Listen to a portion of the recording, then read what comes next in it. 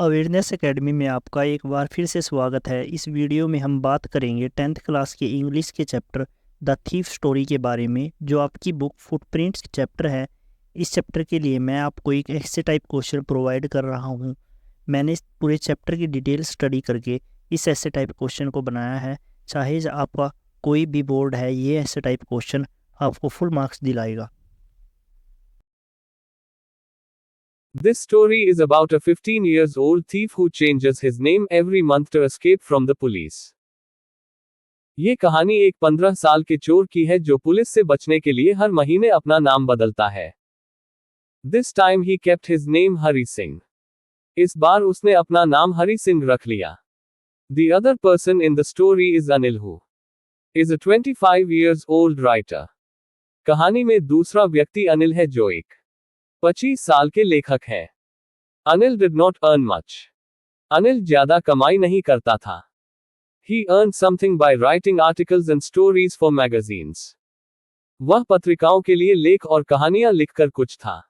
One day Anil was watching the wrestling match. एक दिन अनिल कुश्ती का मैच देख रहा था।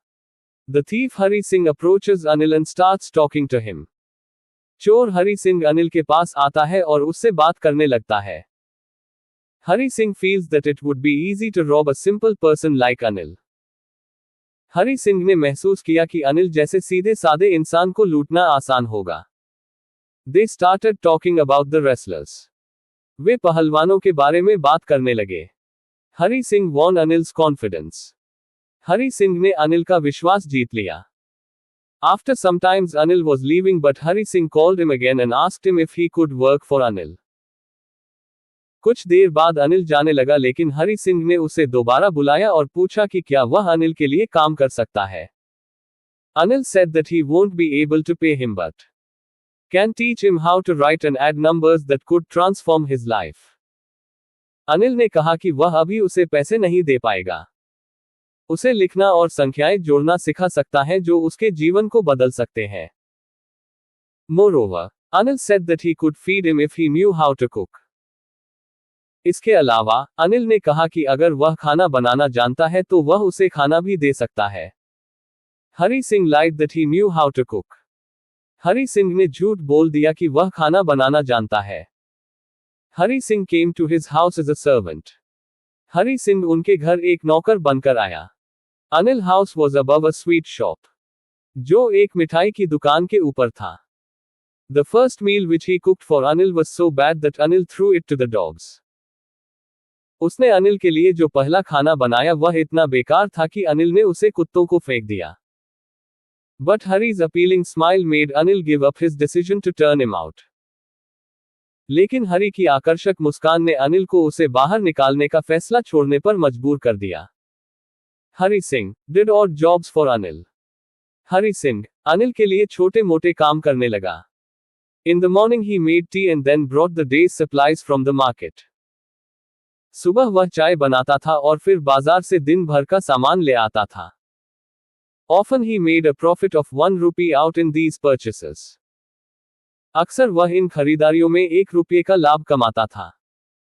Original source Awareness Academy email dilbir46@gmail.com M094680670047. But one day Anil came home with a bundle of notes. लेकिन एक दिन अनिल नोटों का बंडल लेकर घर आया। He told Hari that he had earned 600 rupees by selling one of his books. उसने हरी को बताया कि उसने अपनी एक किताब बेचकर 600 रुपये कमाए हैं। Hari's mouth watered at the sight of money. पैसे देखकर हरी के मुंह में पानी आ गया। He decided to steal that money. उसने उस पैसे को चुराने का फैसला किया। Anil kept the bundle of rupees under his mattress and went to sleep. Anil ने पैसों को अपने गद्दे के नीचे रखा और सोने चला गया। When Anil slept, Hari Singh went into the room and silently took the money under the mattress. जब अनिल सो गया तो हरी सिंह कमरे में गया और चुपचाप गद्दे के नीचे से पैसे ले आया। He went to the railway station to catch the train to Lucknow. वह लखनऊ जाने के लिए ट्रेन पकड़ने के लिए रेलवे स्टेशन गया।